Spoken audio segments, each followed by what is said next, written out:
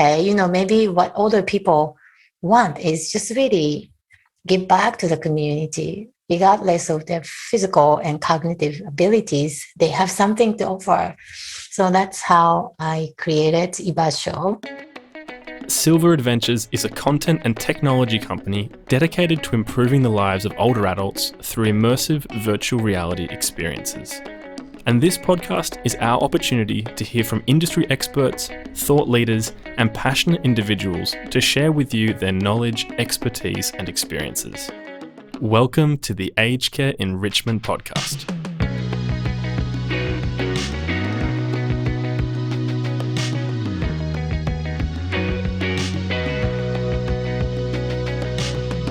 Hey everybody, welcome to the show. My name is 𝗡𝗘𝗪, and I hope you're having a great week wherever you are. We've had a big week at the podcast after releasing our first panel episode last week on activities planning, which was a whole heap of fun to record, and it's been great to see a positive response from you guys on it. But for today, we've got a really interesting guest. We're interviewing Emi Kiyota. Emi is an aging design expert and self-described environmental gerontologist. She's also the founder of Ibasho, a not-for-profit organisation that helps older adults create sustainable and socially integrated communities, and it places elders and their values at the heart of these communities too. She's helped build a few of them, including in locations such as Nepal, the Philippines, and northern Japan, which we talk about in this episode. Emi's work is all about empowering older adults to continue contributing to society, and it was great to hear her explain the concept of Ibasho and why interdependent communities are the future of care. Before we get to the interview, I just want to say if you've recently started listening to the podcast, there's a whole back catalogue of interviews you can check out. And now I try not to play favourites with the guests, but I do always like to recommend the episode Dementia Beyond Behaviour with Dr. Al Power as a great one to go back to. So if you haven't scratched your aged care enrichment itch after this episode, you can check out that one too. Anyway, for today, we hope you enjoy this conversation with Emi Kiyota. Emi, thanks for joining us on the program today. Thank you for inviting me. Yeah, it's a pleasure. And could we start with a bit of your background? And I believe that you're an environmental gerontologist. What does that mean exactly? Very good question, actually. So environmental gerontologist, I must say, when I was done with my PhD, there was no such a thing as environmental gerontologist. But I studied architecture, but I focused on aging. That's where my graduate school program was throughout. And when I was done with my just graduate work, people were asking me, so what did you study? I said, well, I studied architecture, but very specialized on aging. I was talking about it. And at one point, someone said, oh, so you're environmental gerontologist. And I said, that sounds great. So that's how I started to use environmental gerontologist. But basically, my background is in architecture. I studied architecture, but it's very specifically on aging and how design process can be changed. That was my interest. And my interest is always being that how can we bring users into a conversation of design process. So I wanted to study about it, if we could do it for the older population who's normally don't have a critical voice about the design for their own places. Yeah, it's fantastic and a unique lens on the issues of aging. So you worked on architecture, you studied architecture, and then after that you specialized in how that can be applied to an aging population. Is that right? No, my graduate program throughout, I took architecture. That was my degree, but I had minor or emphasis. Mm-hmm. So my thesis and dissertations are always aging. Cool. That's all I studied. So I did not really study much about school design or high rise. I really specifically was interested in aging. And maybe just jumping to design here, you've compared environments to gloves and people to the hands. Yeah. Before. What did you mean by this metaphor? I was told by one of my beloved professor, Jerry Weissman. Mm-hmm. I always have to give him a credit because he's just such a great mentor and he's such a great advisor in my graduate work. So he was always using this metaphor of gloves and hands. When we design places for nursing home, for example, the building is a glove and really organization is a hand that moves. So just try to design gloves, which is a design of place, you have to be able to understand how hand moves. Otherwise, it just doesn't fit.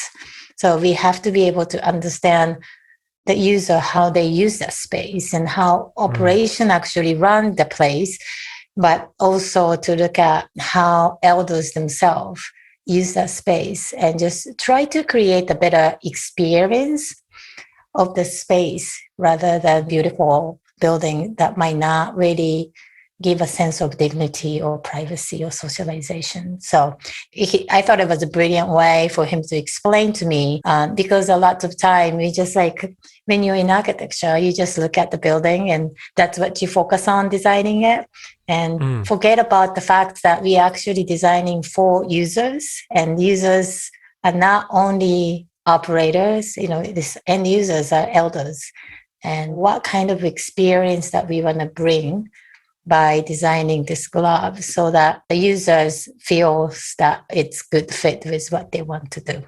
Yeah, that's fantastic. And it's probably a challenge in some situations, to balance what's the user experience with what's the experience of people who are working there. Yes. And trying to find the right sort of something that's accommodating for everybody, right?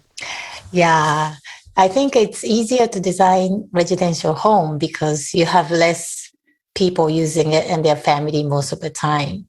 So you understand how they want to use the space. But when you're in like hospitals and nursing homes and, those public buildings, lots of time that is a place for elders to live. That's a home. But at the same time, that is a workspace for staff members. And then from an operator's perspective, that is a place where they have to run as an organization. So there are different interests coming into each other to one space where you have to design. So it's a balancing act for everything. We have done a very good job in the past to provide safety, to provide hygienic environment like hospitals, because we looked at the environment from the point of view of running organization in a safe way. We didn't pay enough attention to how we want elders to experience this in the best way. So that's what I've been very much interested in, bringing that into the conversation. Just what does optimal experience feels like and look like from the elders, and what can we do from the architecture point of view to make that happen? So does chandeliers do it? Or what does home like mean? I always questioned about that. Does luxurious environment is going to make people happy? Or what does home mean? It doesn't have to be luxurious, but there is a set of expectation and comfort that people get out of your home. And I think we have to spend a little more time really try to understand what it is. I really like that, as you phrased it there, that we've spent a lot of time thinking about the operational needs of a home, of a care facility, but not so much on the home aspects of it. Is the only way to get that approach by talking to people who are going to be living there? I think there are two critical directions of efforts that we have to go through. I think designers have to be able to accept the fact that we don't know everything. So we just have to learn to say, we just have to ask elders what's good. And we bring our creativity to solve the problem rather than saying, I can come up with the most beautiful design. Just like designing perfect place is for whom? You might be able to design most beautiful place that make you feel happy. But if is that really perfect place for users? Maybe not. Who are we designing? I think we have to educate the designer's perspective.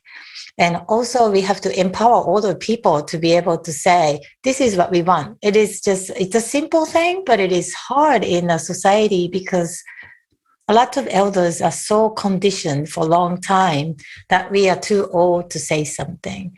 We have to be a cute grandma. Don't complain. And people are actually simply afraid of retaliation if they said something that is not grateful. So it is hard for them to really come out and just say, this is what we want. Because, our ageist way of thinking push them into certain mindset. So we really have to just help them to come out from like their own ageism thinking, actually. Mm-hmm. Yeah. Yeah, that's great. And something you've been doing, your work in Ibasho, is really empowering older people to speak up and to create communities that they're excited about. Yeah. Can you talk to us about Ibasho? What does Ibasho mean, first of all? Yeah. So I was born and raised in Japan and lived there for almost 30 years before I moved to the US. By the way, I'm Japanese and living in America. So I'm still Japanese. But so Ibasho is a Japanese word. It is a place where you feel at home being yourself. I really like that terminology because when I was in the graduate school, I was always taught that we should design place like home-like environment or home environment for the older people. And I was thinking, home means so different, especially someone like me, born and raised in Japan, like any place in the US in an apartment, it's not going to be my home. It is very different. So I feel like, and also that the nursing home, it's not going to be at home for lots of older people. It is a place to live, but calling it home to me, I feel like we are fooling ourselves by saying it and just making us feel better to say we are designing home-like environment. Ibasho, to me, it is a permanent and also a temporary sort of concept of place where you feel at home. So it could be like a chair. It could be somewhere that you create your own space. It doesn't have to be a whole house or just a space where you go there, feel like, oh, this is at home. And that makes me feel at home. To me, that was much more achievable goal. And Ibasho, to me, it was the right word. But at the same time, Ibasho means that you have to have your hands into creating the space. That's not something that people can automatically receive yet, because you kind of have to, bring your chair or you just create something so that makes it your own place. And I feel like being involved in the design process, I was quite struck by the fact that we don't listen to elders and ask elders what they want much. I really wanted to challenge me and also elders to ask and just try to wait until they tell me what they want. Because I think if I were to ask you a question that how you want your old age life is like, it's hard to articulate, isn't it? You know what you don't like, but it's hard to articulate. And that means that we just don't think about it, just conscious enough. So yeah, Ibasho, I wanted to really sit down and ask elders what they really wanted and how I can help the kind of things that they always already wanted to do. So that's how I started to work on, because I feel like when I was working on designing nursing homes and hospital, we think about like, oh, we have to look after older people because we're nice people. It's really one way, just like I'm a kind person. We have to help elders. But at the same time, when you go home, your mom wants to make tea. And do I want to say, Mom, you're old, sit back, I would just make one for you. And my mom feels like, oh, I'm old, so I can't do it. And I feel like that's how we condition elders. So I feel like if mom wants to do it, that makes her happy, let her do it. And that's how I feel, because in the nursing home, there are lots of older people. I thought before I moved into nursing home, I lived in nursing home for 3 weeks for my graduate school. I thought, 85 years old can do it. I can do it for a few weeks. And it was really toughest experience, I have to say, because you have to follow the structure that they tell you what to do. And you kind of have to give up on all kinds of control. But I thought that older people had much more frailty. Yet when I met them, they were so wise and they had full of experience in their life. But I feel like we're not serving justice for them because we're busy trying to help them without asking how they want to contribute to help me out. So that's how Ibasho actually started. That's great. And asking those questions and having that attitude led to creation of several communities around the world, right? So in northern Japan, can you maybe tell us about the community in northern Japan that you helped build? Yeah, that building was actually the first project that we did. We founded in Washington, D.C. 10 years ago. It was way before disaster happened in Japan. It was more than 10 years ago, actually. So when the earthquake hit and tsunami happened, because I'm from Japan, I really wanted to help them, but I didn't know what to do. And we had funding from the US and said, we want to help elders. So we decided, I think it was 11 months later, I went to northern Japan that was badly hit by a tsunami. The location why I chose was that one of my friends runs nursing home. So I wanted to also help her community too. So I went there and spoke to the elders and said, just sit down. We have sat down in temporary housing communities and older people. And what we found out was that older people wanted to do something rather than being helped. I met an 85 years old woman who are at this tea event that people get together, and it was about 50 years old, which is really young in the Japanese standard, was serving tea. And I was talking to this 85 years old woman, for talking about such a black water, like tsunami came in and she just cannot sleep with air conditioning sound because it's very similar to what she remembers. And she was saying, I'm so grateful that I have house and to live because of the temporary housing. I have food to eat and I have clothes to wear. Everybody helped us out. But it's been 11 months. What I want is to do something back to them. If I can write a letter, I will. But I don't know how to do it. So that's why I got an idea of what can I do to empower her. And just those wishes are such a simple ones, but it was something that she couldn't solve.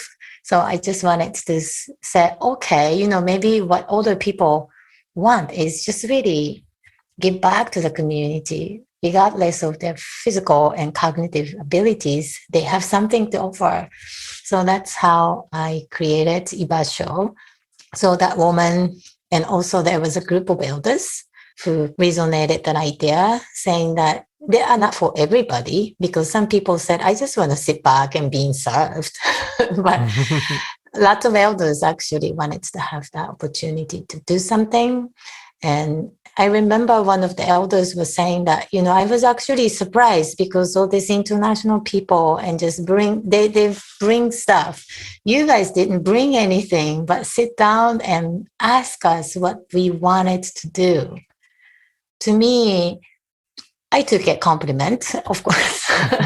Like, sorry that I didn't bring anything, but I was really interested in how I could help them to really empower them, because I felt like, based on my learning in a nursing home, elders wanted to do something. So I just kind of wanted to help. So that's how it started. So we applied 8 principles of Ibasho, and we created this place. And we had very little budget, but people actually brought and donated lots of things to make that happen. Many people donated their time, whatever they brought from home. They still do that nowadays, but it's really, it is not for me. It is a place for elders, and they decide everything. So they have their own operation, not-for-profit organization.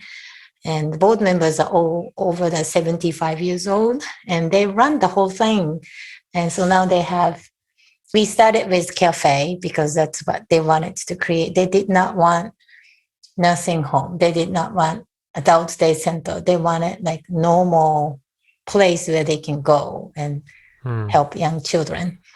That grew from cafe to organic farm, and they quickly realized organic vegetables, they have to sell it. So they started bi-weekly farmers market, and they realized that, we have leftover vegetables. So they started the ramen noodle shop. And they do daycare for children and, just whatever they could do as a community elders, and they're kind of running it. So when you were asking those questions and when they started experimenting with what they wanted to have in this community, was it kind of a case of anything goes? It's just, what do you guys want and what will make you feel empowered? Was that the sort of spirit behind it? Yeah. So we had this Ibasho principle, which is like, it has to be multi-generational. It has to be culturally appropriate. So we always said, and also we don't want to make it as an institutional setting. So everything they think about is just always, it's not grandma's cafe for grandmas. They wanted to create grandma's cafe for young people, basically. So that's really something they just try to do. And I'm just helping. I don't really have to do much these days because older people used to be like school principals and they used to work in the, city halls. And so they write grants, because when you retire from college professor or school principal, it doesn't mean that you lose all your brain cell, you just don't use it, but they know how to do it. So to me, it was a pleasant surprise. They exceeded everybody's expectation. But when we think about it, it's just like, sure, of course, because they're all grown up. They have all this experience. Why can't they do it? You're listening to the Aged Care Enrichment Podcast, brought to you by Silver Adventures. And we want to thank all of our listeners and subscribers, especially those people who've shared this podcast with a friend or colleague. Because of you, we've just entered the top 50 mental health podcasts on Apple Podcasts, and we're one of the fastest growing health podcasts in Australia. We're looking to take the Aged Care Enrichment Podcast to the next level by partnering with great organisations to showcase their message with our rapidly growing audience of aged care executives and people working within the industry. If you'd like to discuss what an advertising opportunity with our podcast can mean for your business, send us an email. We're at acepodcast@silveradventures.com.au. That's SILVR Adventures. Remember, there's no E in there. Now let's get back to this week's guest. Yeah, awesome. So I'm guessing that sort of self-sufficiency would be a feature of these communities as well. Yeah, I think if you get something easily, it just doesn't last the positive impact for a long time. But because our elders really work on it, so they're really proud of themselves. So they do everything for self-sustainable way. Of course, they complain and said, "Oh, Emi, you make this place, so I'm so busy. I can't take a break." And I said, "What are you going to do if you didn't have this? You can close it. It's not my place. You can close it." And they were like, "Well, someone's going to have to do it." But to me, that gives a sense of responsibilities in the right way. But I think self-sustainability is, to me, it is hard things, but it is a key for older people to have a sense of pride. Some people say they were like Ibasho, like cafe somewhere. And they were like, they're not self-sustainable. We make all this operation money. So I think it is a pride for them. Yeah, fantastic. And something that I really like about the Ibasho concepts is that it's really about community, as you said, and it's about people doing it for themselves. I'm wondering, what do you think can be achieved in a community setting that can't be with governments or with a lot of money coming from private corporations? What are the strengths of communities like this? Yeah, I have been actually struggling with one thing. It's just like try to help people to find positive role. Because, again, we kind of condition, like our society condition us to think that older people, we have to go and help. Government has to go and help. So what can we actually help people to have a clear, positive role as an older person that can take leadership role? So I started to think lately that I do care about climate change. I do care about aging. Can we just combine this and just empower older people to take leadership role for environmental stewardship? That's not going to cost that much money because, they know the community and, where to plant trees, how to live more environmentally friendly way. Why can't we train elders to train their children or grandchildren so that they can have positive role and they can actually leave legacy behind. To me, it doesn't cost that much to begin with. And, Ibasho happened to be new constructions and people think it's expensive, but it is a concept. We can actually work with existing community-based program. We can work with people through library. It can be it's just a mindset we're talking about. It's just rather than just try to help elders, what can we do to empower elders to take a leadership role and being able to help others? I think that location-wise, that can be done anywhere. I really like as well that that the work you're doing is positioned between full independence and full dependence, and it's kind of building this network of interdependent people to help themselves. Do you think that this is a kind of a space that could expand over the coming years, this idea of interdependence, I should say? Yeah, I think that society is going that way. I think maybe because of the COVID, I think things are changing. And also, I think institutional care went, one way so far. And then we saw this, limitation of visitation for the sake of safety. And then people realizing that who is in control of my life? How we want to live our life, really, what community means, just we had a moment to be able to think like that, I think. So I've been hearing more and more that people prefer community settings. People, prefer walkable community where you see people, you interact people. So maybe I'm hoping that this interdependency concept is going to grow, but at the same time, it might be some place like Ibasho might be helpful because we are just not used to how to do it. So if we have opportunity, it's just like people probably willing to try it out if they could just plug in and try out. But if we have to start everything from scratch, it just gets a little difficult. So if I was hoping that, people wants to stay at home, means that people wants to be connected to the community. Staying at home means that you're going to be staying at home, not seeing anyone. That's not what aging in place is all about. So if some place like Ibasho will provide, some elders who are rather healthy and maybe educated, middle income. They don't really belong to a nursing home. They don't belong to adult day center, but they want to do something to others. If Ibasho can create the space where people can exchange their ideas and do the things that they want to do together, that I would love to be able to see that. Can you do that in Australia? Yeah, I believe we can. And maybe something that'd help people, as you're saying, if there's a way to dip your toe into these ideas instead of having to build a new place from scratch. But maybe something that would help is, I know you mentioned there's 8 principles of Ibasho. Could you give us a few of those and people can start to think about what it might mean? Yeah. So the first principle, it's just like, I always feel like I'm repeating common sense, by the way, by saying these 8 principles. 8 principle 1 is older people are valuable assets to the community. Principle 2, creating informal gathering space to create the normalcy rather than institutional feeling. And principle 3 is community members drive development and implementation of the project. So we design, construct together, and they run and maintain the place where we create. And principle 4, it's all generations are involved in the community. The community is not homogeneous. It's supposed to be multi-generational. Otherwise, it's not a community. Principle 5, all residents participate normal community life. So it is not like we are creating this place in the middle of nowhere.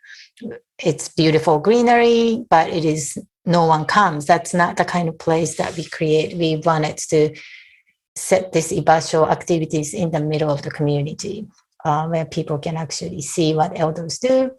And principle number 6, it's local culture and traditions are respected. Sometimes we forget all this local culture and traditions being significant if you live there for a long time. But that kind of tradition can get lost very easily if you don't pay attention. So that's one of the things that we do, is to protect that. Principle number 7, communities are environmentally, economically, and socially sustainable. It is just to create resilience. I think we always deal with like environment sustainability and social sustainability separately, but those three are very highly integrated. So we just try to create this community. So everything they do is environmentally friendly and also is self-sustainable, so economically sustainable, and it's multi-generational, and it's very inclusiveness is something we practice, so that's socially sustainable. The last one is growth of the community is organic and embrace imperfection gracefully. It is very Japanese. I'm not sure if you heard about wabi-sabi, which is a concept. It's real beauty lays on the top of imperfection. So Japanese papers, rice papers are beautiful because it is not uniformed. It has imperfection in it that gives you a personalities. So we just try to say, rather than waiting for the perfect moment to come, why don't we just start and enjoy the imperfection and take it as a graceful way and enjoy it. Fantastic. That's a really nice idea there. Going back to what you were saying about you feel like you're repeating common sense a lot. I think that's something I'm hearing a lot on the podcast, talking to people. It's like, we don't have these ideas for adults who aren't older. We expect that children and young adults will have intergenerational lives and they'll have a normal community. But for some reason, when we tick over a certain age mark, that expectation disappears, or that understanding that's important. So I think it's great to keep repeating those ideas, because we need to change that idea that things are so markedly different after some important age. Yeah. Well, I get questions like, so what is dementia design? And I'm like, when you really look down to the 5 elements of what we're talking about, good design is good for dementia. And good design for dementia is good for everyone. So I really don't know if they have to even differentiate. And it's the same as multi-generational housing. It becomes I hear a lot these days. And sometimes I wonder, because I like to think about it a little bit deeper. And I'm thinking, so what's the difference between regular condo, which is multi-generational, or multi-generational house with that, sign on it? Yeah. Sometimes we just have to question about our own preconceived notion and challenge that to say, is it really normal? Or are we fabricating too much? Yeah. Well, Emi, we've covered a lot, and it's been really great to talk to you about these ideas and about the work you're doing. Where can people find out more about Ibasho and your work? I think we have a website. It's www.ibasho.org, and they can find me and our work. Awesome. Well, thank you so much for your time today. Great. Well, we hope you enjoyed this episode of the Aged Care Enrichment Podcast, brought to you by Silver Adventures. Don't forget to subscribe to the podcast on Apple Podcasts, Spotify, or wherever you're listening. And if you're enjoying it, please leave us a review. We'd really appreciate it. If you're interested in finding out how immersive virtual reality experiences can enrich the lives of older adults, visit the Silver Adventures website today at www.silver, that's SILVR, adventures.com.au. See you next week.